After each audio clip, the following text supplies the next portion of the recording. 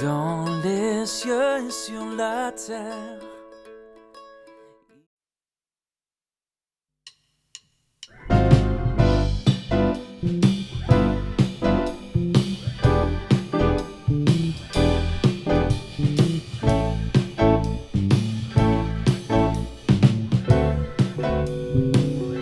À nouveau réunis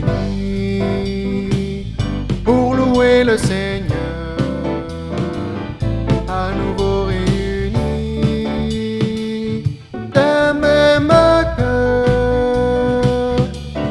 À nos besoins il répond, oui notre Dieu est bon. À nouveau réunis pour louer le Seigneur, à nouveau réunis pour louer le Seigneur, à nouveau réunis d'un même cœur. À nos besoins il répond, oui notre Dieu est bon. À nouveau réunis pour louer le Seigneur.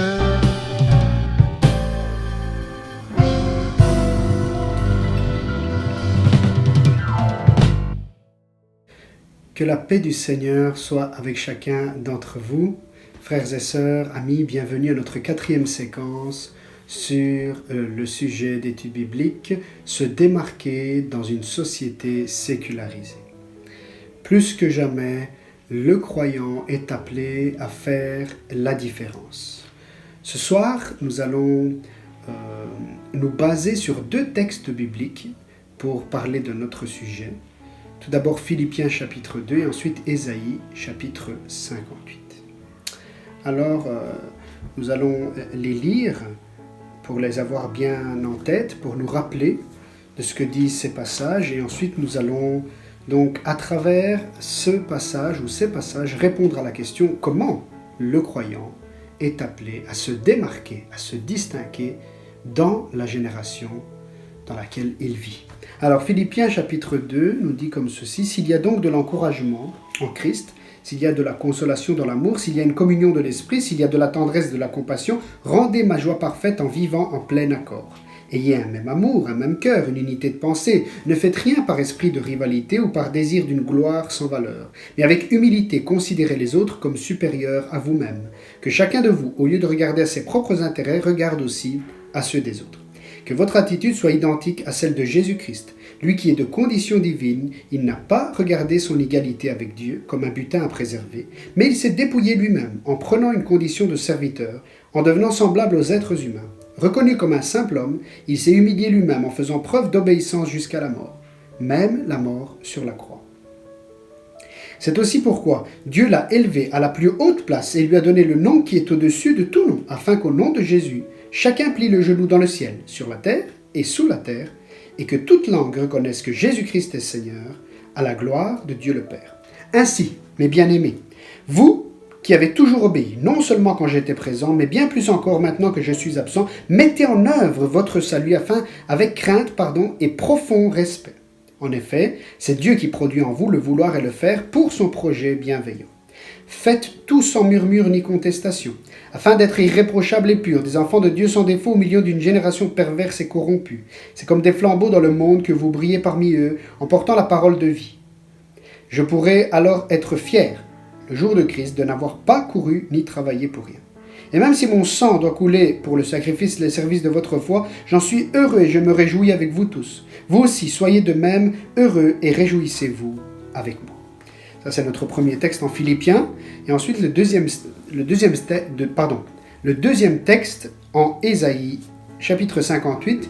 Nous lirons les versets 6 à 11. Voici le genre de jeûne que je préconise. Détachez les chaînes dues à la méchanceté. Dénouez les liens de l'esclavage. Renvoyez libres ceux qu'on maltraite. Mettez fin aux contraintes de toutes sortes. Partage ton pain avec celui qui a faim et fais entrer chez toi les pauvres sans foyer. Quand tu vois un homme nu, couvre-le. Ne cherche pas à éviter celui qui est fait de la même chair que toi. Alors ta lumière jaillira comme l'aurore, et ta restauration progressera rapidement, Ta justice marchera devant toi et la gloire de l'Éternel sera ton arrière-garde. Alors, tu appelleras et l'Éternel répondra. Tu crieras et il dira, me voici. Oui, si tu éloignes du milieu de toi la contrainte, les gestes menaçants et les paroles mauvaises, si tu partages tes propres ressources avec celui qui a faim, si tu réponds aux besoins de l'opprimé, ta lumière surgira au milieu des ténèbres et ton obscurité sera pareille à la clarté de midi. L'Éternel sera constamment ton guide. Il répondra à tes besoins dans les endroits arides et il redonnera des forces à tes membres. Tu seras pareil à un jardin bien arrosé, à une source dont l'eau n'arrête jamais de couler. Alléluia. Donc le point d'appui et le lien entre Philippiens et Ésaïe et notre sujet, c'est que donc Philippiens et Ésaïe, donc Paul et le prophète Ésaïe, tous les deux parlent de lumière, de personnes qui brillent et qui font un contraste entre donc la lumière et les ténèbres. Ce passage nous parle et rappelle à notre esprit un flambeau, une lumière qui jaillit dans le noir, qui brille, qui illumine. Eh bien, ce flambeau, ces flambeaux, cette torche, cette lumière, elle éclaire et elle fait la différence dans les ténèbres. C'est ce que nous sommes appelés à faire dans le monde d'obscurité spirituelle, dans le noir, le plus total dans lequel nous vivons spirituellement parlant. Nous sommes appelés à illuminer, à faire la différence. Attention, pas juste briller pour briller. Avant d'aller dans ce texte plus en profondeur, je voudrais préciser ceci. La lumière que nous devons émaner, donc ces flambeaux qui brillent dans les ténèbres, ne se limitent pas pour nous à avoir juste de bons comportements, à adopter de bonnes attitudes, c'est ça bien sûr, mais ce n'est pas ça le but.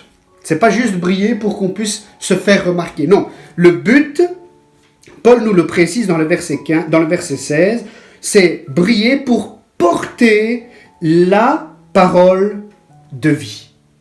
Frères et sœurs, nous sommes appelés à briller, à nous distinguer dans notre attitude, dans nos comportements, dans nos choix, pas juste pour sembler meilleurs que les autres, mais pour apporter la parole, et pas n'importe quelle parole, la parole qui donne la vie en abondance. Oui, frères et sœurs, nous devons être animés par la vie de Jésus-Christ, la vie du Saint-Esprit, la vitalité du Seigneur, et ensuite nous sommes appelés à travers nos vies à briller, et donc à communiquer cette vie aux autres. Nous sommes des flambeaux, mais pas qui brillent juste pour se faire remarquer, qui brillent comme ça dans les ténèbres, mais qui brillent pour apporter, nous dit Paul, la parole de vie.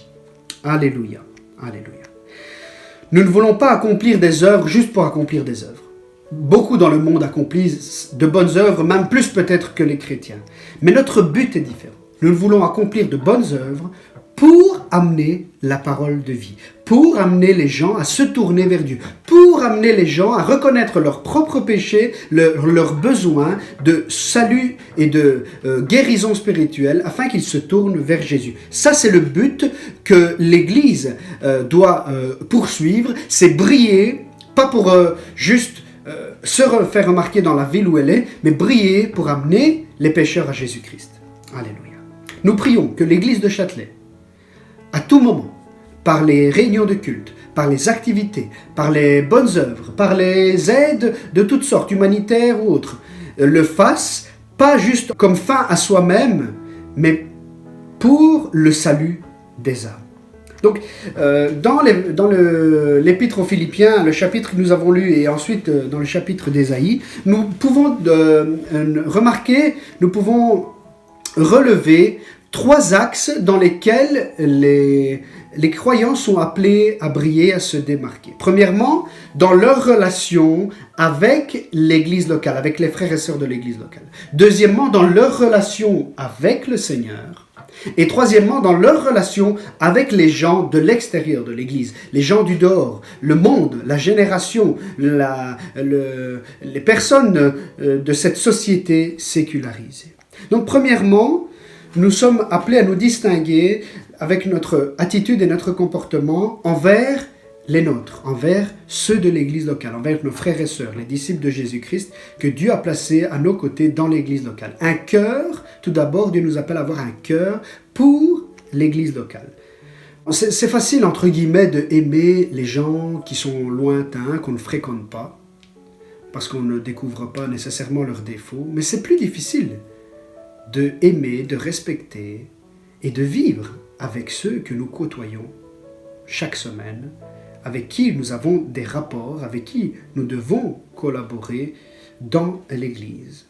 Et c'est certain que nous sommes des êtres humains, donc nous avons des défauts. Et donc, avec l'un et l'autre, c'est pas toujours facile d'être d'accord, d'avancer ensemble. Et bien justement, l'apôtre Paul nous appelle ici, la parole de Dieu nous appelle à nous distinguer par rapport au monde dans nos relations avec les membres de l'Église. Premièrement, en vivant en plein accord, verset 2. Un même amour, un même cœur, une même pensée. Un même amour, c'est-à-dire éprouver des sentiments de bien envers les autres et pas de haine ou d'indifférence. Donc l'amour, c'est l'absence de haine, c'est l'absence d'indifférence, c'est vraiment un sentiment de bienveillance pour les autres.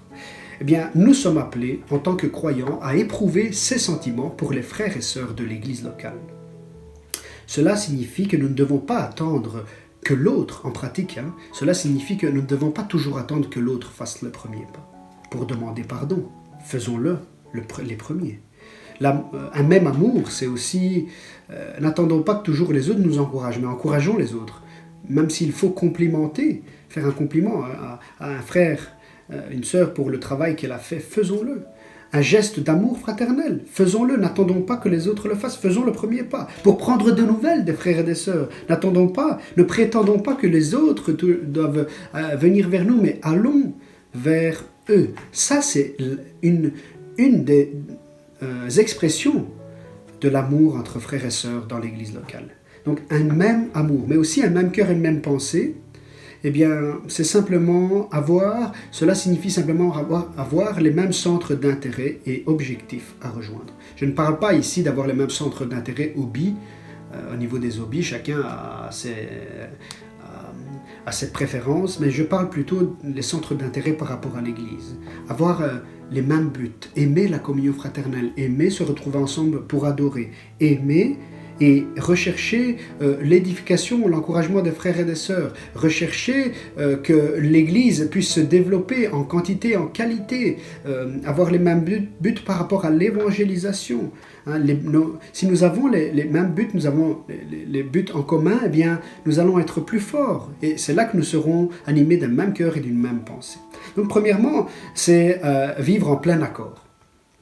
Nous l'avons vu avec un même amour, un même cœur, une même pensée. Et ensuite, la deuxième chose, dans nos relations avec les frères et sœurs de l'Église, c'est vivre et agir et collaborer avec les autres avec plutôt sans esprit de rivalité. Oui, le but n'est pas de briller plus que les autres dans l'Église. Quand je suis arrivé à l'école biblique à Rome, le directeur nous a accueillis par un discours qui, au début, m'a un petit peu déplacé. Et le frère disait, ici, il n'y a pas de star. Il n'y a pas de personne plus importante que l'autre. S'il y a une star ici, c'est le Seigneur Jésus. Donc au début, ça semble un peu comme ça, mais en réalité, quand on y réfléchit, dans l'Église, c'est la même chose. Il n'y a pas de star dans l'Église. Il n'y a pas de culte de la personnalité. Il y a Jésus qui doit être élevé. Et donc, il ne devrait pas y avoir de rivalité entre les frères et sœurs. Lui, il fait ça mieux que moi, lui, il fait ça moins bien que moi, ou quoi que ce soit. Mais nous devrions agir toujours pour la gloire de Dieu et l'édification commune, et jamais pour se valoriser, s'auto-valoriser. J'ai pris des exemples concrets, jouer de son instrument à l'église, pas pour être vu, mais pour accompagner les frères et les sœurs dans la louange. Ça doit être notre but, et ça, là, il n'y a pas de rivalité. Ça veut dire aussi préparer les leçons pour l'école du dimanche, pour les moniteurs, monitrices de l'école du dimanche, pas pour être remarqués à la clôture de la fête des enfants, pour dire « Ah, le frère, la sœur là, ils ont bien travaillé ». Non, le but des monitrices, des moniteurs, c'est le salut et l'édification des enfants. Rien que ça, pas autre chose. Ensuite, aspirer et nettoyer la salle, pas juste pour que les autres voient qu'on a mis une petite croix aux valves, mais nous le faisons pour que le local soit propre, accueillant en vue de la prochaine réunion.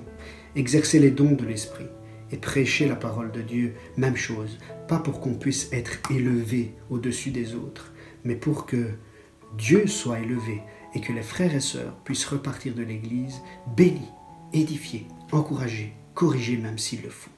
Amen, frères et sœurs. Travailler sans esprit de rivalité. Et ensuite, il y a aussi, au verset 3, l'estime pour les autres, en considérant les autres supérieurs à nous-mêmes, c'est-à-dire les considérer comme des personnes qui comptent, qui sont importantes. Ne pas continuellement mettre en relief les défauts des autres, mais plutôt leurs qualités, valoriser leur savoir-faire. Peut-être qu'on pourrait dire, cette personne, elle n'est pas tellement active dans l'Église, mais au lieu de ça, essayons de voir l'impact qu'elle a autour d'elle, ou peut-être dire, mais cette personne, elle est assidue, et par sa présence, elle encourage. Il y a toujours moyen de trouver des qualités, pas seulement des défauts chez les frères et sœurs. Prendre en considération ce qu'ils disent, ça c'est aussi estimer les autres supérieurs à nous-mêmes. Ne pas penser que nous sommes plus spirituels, plus sanctifiés, que nous sommes meilleurs. Moi je parle en langue donc je suis plus spirituel. Moi j'ai déjà exercé les dons de l'esprit donc je suis plus spirituel. Moi je prêche donc si, moi je fais ci. Non. Estimer les autres supérieurs à nous-mêmes. C'est incroyable mais pourtant c'est la vérité. Élie le prophète, animé du Saint-Esprit avec un zèle pour le Seigneur incroyable. Et pourtant il vivait en pensant qu'il était meilleur que ses ancêtres. Et ensuite, quand il va passer par le découragement, il va l'affirmer lui-même. Je ne suis pas meilleur que mes pères. On a envie de dire, mais Élie, il fallait que tu passes par ça pour découvrir que tu n'es pas meilleur. On est tous de la même nature. Jacques va le dire à propos justement du prophète Élie. Nous sommes de la même nature que lui. Donc nous ne pensons pas que nous sommes meilleurs que les autres. Nous sommes peut-être meilleurs en une chose, mais dans l'autre domaine, peut-être nous sommes pires. Et donc, estimer les autres supérieurs à nous-mêmes. Ensuite, aussi avoir de l'intérêt pour les autres, en considérant pas seulement les intérêts des autres, on doit considérer nos intérêts, c'est important, mais aussi ceux des autres.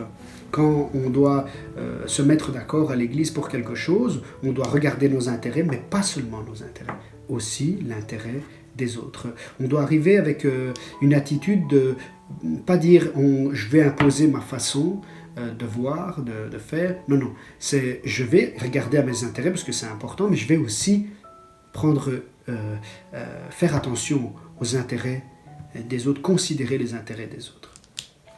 Ensuite, nous avons un autre point dans lequel nous distinguer, c'est servir les autres, le service envers les autres.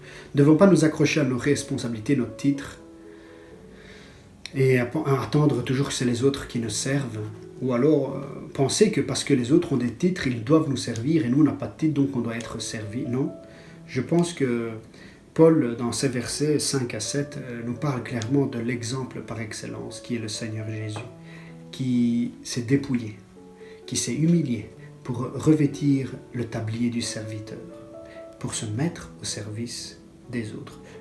Paul va insister, va souligner, lui, Jésus, qui était de condition divine, eh bien, il s'est abaissé pour te servir et pour me servir. Combien nous, misérables que nous sommes, nous devons à plus forte raison nous servir les uns les autres. Alléluia. Que ça soit aussi notre leitmotiv à l'Église. Nous n'avons pas été sauvés pour être servis, mais pour servir les autres. Se rendre disponible face aux besoins des autres. Alléluia. Donc, il y a un premier axe, comme on l'a dit, le service, le cœur pour les autres dans l'Église. Ça, c'est une manière de nous démarquer, de nous distinguer par rapport au monde. Mais il y a un deuxième axe, c'est l'axe vertical, qui est donc avoir un cœur pour Dieu. Là, il y a des données dans les versets 8, 12 et 14, et je les ai résumés en 2 points.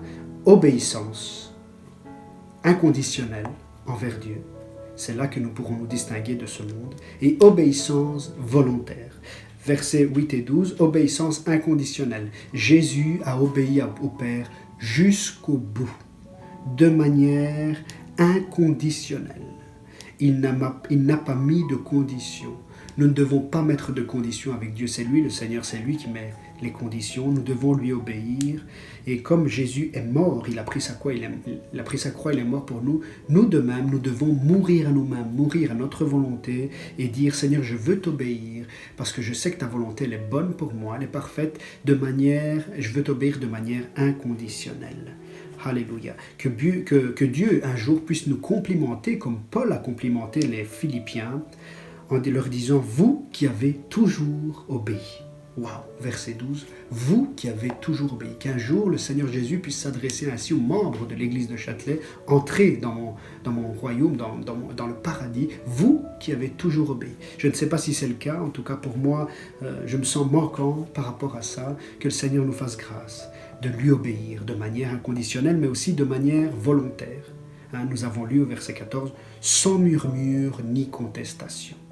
C'est agir sans râler, sans discuter, sans contester toujours, remettre en question, mais de manière spontanée, obéir au Seigneur. Alléluia. Si nous faisons quelque chose pour Dieu à contre-cœur, Dieu ne pourra pas accepter ce service.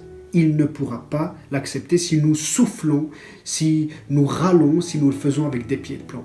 Il ne sert à rien de venir à l'église juste pour accomplir un acte religieux. En réalité, on n'a pas envie de venir. Non, nous devons le faire avec volonté, spontanément. C'est vrai, des fois on n'a pas envie, des fois on se force un peu et ça fait du bien parce qu'après on en ressort béni, mais c'est important, ça peut arriver de temps en temps, mais à long terme, il faut que ça soit rare, cette obéissance obligée. Il faut qu'on puisse obéir au Seigneur de manière volontaire. Et à la fin de l'étude, je vais donner le secret qui est dans le passage, bien entendu, pour obéir de manière inconditionnelle et volontaire au Seigneur. Donc, 3 axes, je disais. Premièrement, nous devons nous démarquer dans nos relations avec nos frères et sœurs dans l'église locale. Nous devons nous démarquer dans notre relation avec le Seigneur. Ici, le Seigneur, dans ces passages, nous parle, attend de nous une obéissance inconditionnelle et volontaire. Et ensuite, nous devons nous démarquer aussi dans nos relations avec les gens du dehors, avec la société dans laquelle nous vivons. Et là, je prends en considération, je m'appuie sur le chapitre 58 de Ésaïe que nous avons lu ensemble. Il y a certaines choses que Dieu attend de nous. Je ne vais pas m'arrêter longtemps sur ces choses. Elles sont très simples, il n'y a pas beaucoup d'explications. Verset 6, ça résume un petit peu. Cette phrase résume un peu ce qui est dit dans le verset 6. Eh bien, c'est que Dieu attend de nous que nous arrêtions de profiter des plus faibles, ou si on ne l'a pas fait, mais que nous ne commencions pas, que nous ne profitions pas des plus faibles. À ce moment-là, les riches tenaient leurs frères israélites en esclavage à cause des dettes que ces derniers avaient accumulées, et ils en profitaient, ils augmentaient le poids de la dette pour profiter de leurs frères, pour les exploiter. Dieu n'était pas d'accord avec cela. Peut-être qu'aujourd'hui, ce n'est pas une question de dette financière entre frères et sœurs, ça peut l'être, mais c'est peut-être pas le cas. Mais il y a souvent dans l'Église des dettes morales les uns envers les autres, c'est-à-dire qu'on a causé un tort à un frère, ou on a subi un tort, et donc il y a une dette de cette manière, une dette morale par rapport à ça. Et la parole nous encourage à ne pas maintenir cette dette envers les autres, c'est-à-dire si quelqu'un nous a fait du mal, pardonnons frères et sœurs, libérons la dette, afin que la personne puisse être libre et se sentir bien en sachant que nous l'avons pardonné, que nous avons accepté ses excuses. Alléluia. En nourrissant les affamés, verset 7, pas besoin d'explication. En exerçant l'hospitalité, pas besoin d'explication. En habillant ceux qui n'ont pas de vêtements, pas besoin d'explication. C'est dans ces domaines-là aussi qu'en tant que croyants dans ce monde, nous devons briller. Bien sûr, c'est le culte, c'est l'adoration, mais c'est aussi dans des choses pratiques et dans des aides proprement matérielles, humanitaires, que nous devons nous démarquer. Alléluia. Je voudrais faire une petite précision quand on parle d'aider les pauvres, aider ceux qui sont dans le besoin. Cela ne signifie pas que nous devons prendre en charge tous les pauvres de la Belgique, tous les pauvres de Charleroi. Cela ne signifie pas qu'on doit aider ceux qui ne se bougent pas dans leur vie et que les gens disent bah, « de toute façon les chrétiens vont m'aider ». Non, ce n'est pas le cas. Il faut aider ceux qui ont vraiment besoin. C'est pour cette raison que nous devons demander la sagesse et la direction à Dieu afin qu'il nous dirige, afin qu'il nous aide à comprendre qui nous devons vraiment aider. Et je crois que c'est très simple de répondre à la question qui nous devons vraiment aider, mais je pense que c'est les personnes que Dieu mène sur notre chemin qui ont des besoins. C'est celles-là que nous devons aider. Le bon samaritain, dans la parabole, la Bible nous dit qu'il descendait de Jérusalem à Jéricho. Il n'était pas à la recherche de tous les victimes d'agression. Non, c'est sur son chemin qu'il a rencontré cet homme semi-mourant. Et il l'a aidé. Il a fait ce qui est nécessaire. Il n'est pas écrit « Le bon samaritain parcourait les villes et les villages en recherche de toutes les âmes, les personnes agressées, en précarité. » Non. Mais en tant que croyants, nous ne sommes pas tous appelés à ouvrir des œuvres caritatives, humanitaires, etc.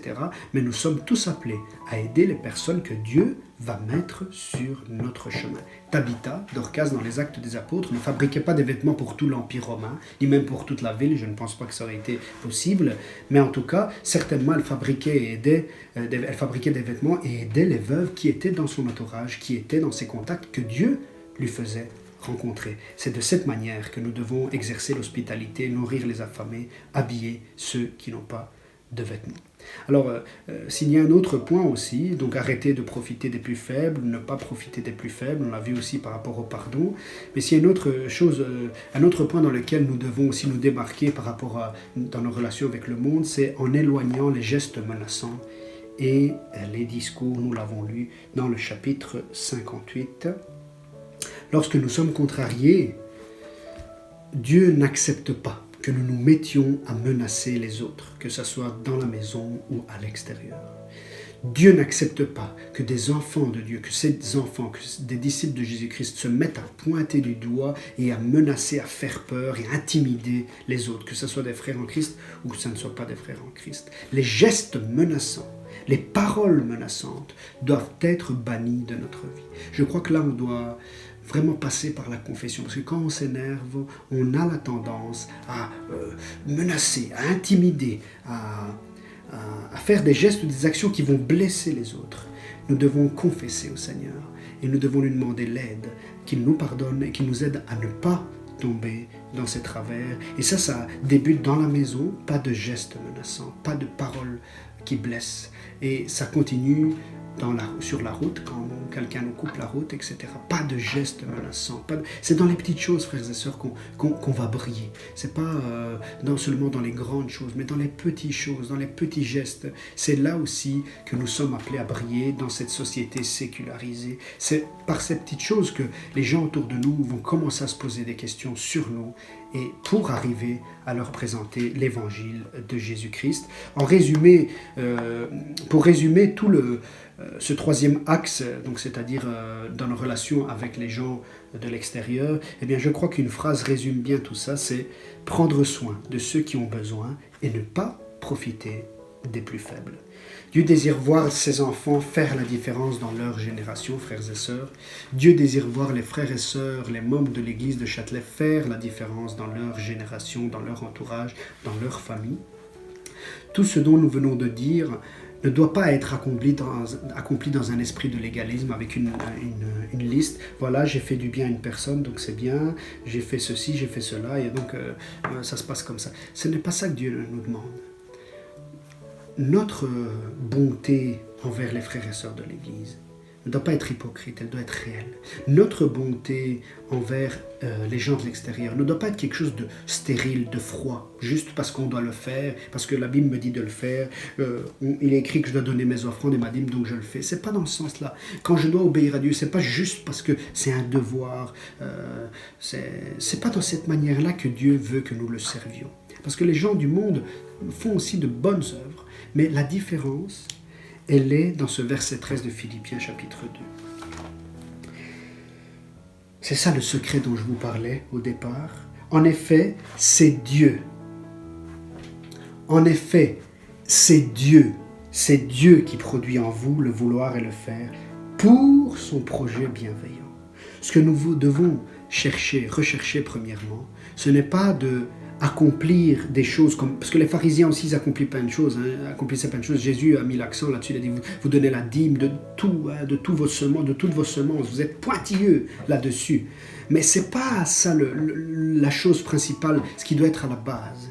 La chose qui doit être à la base, c'est la vie du Saint-Esprit en nous, qui nous pousse, qui crée en nous le vouloir et le faire. C'est Dieu qui doit habiter en nous et le résultat que le Saint-Esprit habite en nous, qu'il règne en nous, qu'il nous dirige, qu'il nous conduit, qu'il nous parle et qui nous guide, eh bien le résultat alors ce sont toutes ces choses que nous avons dit. Obéissance envers Dieu, spontanée et inconditionnelle, l'amour, le respect envers les frères et les sœurs de l'Église, et exercer l'hospitalité, faire du bien aux gens autour de nous. Tout cela ne doit pas partir de la base de je lis la Bible et donc je m'en pratique comme une loi. Non, non, tout ça doit partir de la vie du Saint-Esprit en nous. Et quand la vie du Saint-Esprit en nous se rencontre avec cette parole, il se passe quelque chose. Et quand nous lisons cela, quand nous lisons les choses que Dieu attend de nous, bien, on ne va pas les faire juste « Ah ben ouais Seigneur, tu m'as dit de faire ça, ça va, je vais le faire, ok ?» Un peu comme on faisait quand on était petit avec nos parents. Non, c'est le Saint-Esprit qui commence à créer ce vouloir en nous. Et on le fait non pas par sens du devoir seulement, mais surtout parce que nous sommes poussés par l'amour de Dieu. Dieu crée en nous le vouloir. Et que chaque jour nous puissions faire cette prière. Seigneur, aujourd'hui, crée en moi le vouloir et le faire, afin que je puisse accomplir ce que toi, tu as projeté, ce que toi, tu as décidé, ce que toi, tu as dessiné dans ton plan merveilleux. Alléluia. Je termine avec ça, frères et sœurs. Avez-vous déjà mangé des pâtes sans sel? Peut-être que certains vont dire, bah oui, c'est très bon. Bon, pour moi, c'est pas le top. Eh bien, Jésus dit que les croyants sont le sel de la terre. Tout comme le sel fait toute la différence dans un plat de pâtes, eh bien, nous, en tant que croyants, nous devons faire la différence. J'ai bien dit, nous devons faire la différence dans le monde sécularisé dans lequel nous vivons. Nous sommes appelés non seulement à être différents, mais aussi à faire la différence. Pas seulement à faire la différence, mais ne pas être différent, mais à être différent et à faire la différence. Que le Seigneur nous fasse grâce, frères et sœurs, et que nous puissions être vraiment le sel de la terre, des flambeaux qui brillent dans la ville de Châtelet, afin que les gens se tournent non pas vers nous pour dire « Waouh, comme il brille celui-là, qu'il est, oh, que c'est incroyable ce qu'il est, ce qu'il fait », non, non, mais pour qu'ils puissent découvrir ensuite la parole de vie qui nous pousse à agir, la personne du Seigneur Jésus, le Saint-Esprit, qui crée en nous le vouloir et le faire. Que le Seigneur nous bénisse. Amen.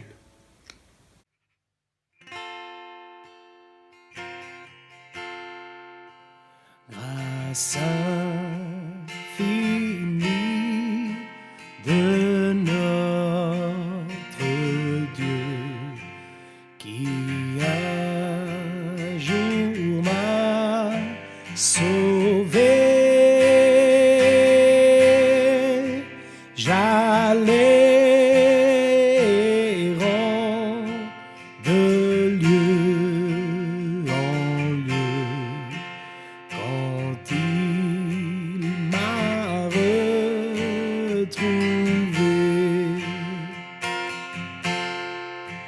ma vie fut complètement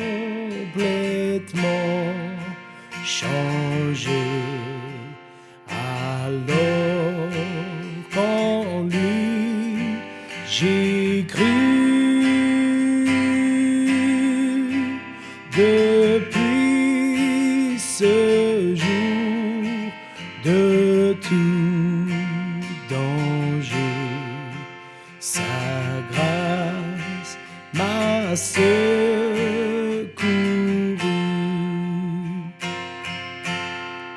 Mes chaînes enfin sont enlevées, mon Dieu sauveur m'a racheté de son pardon. Il m'envahit, amour divin, grâce infinie. Dans mes épreuves et mes labeurs, toujours suffit sa grâce. Je peux compter sur sa faveur à chaque instant qui passe. Mes chaînes enfin sont enlevées.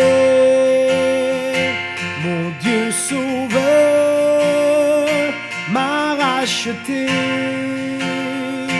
De son pardon, il m'envahit. Amour divin, grâce infinie. Mes chaînes enfin sont enlevées. Mon Dieu sauveur m'a racheté. De son pardon, il m'envahit. Amour divin, grâce infinie.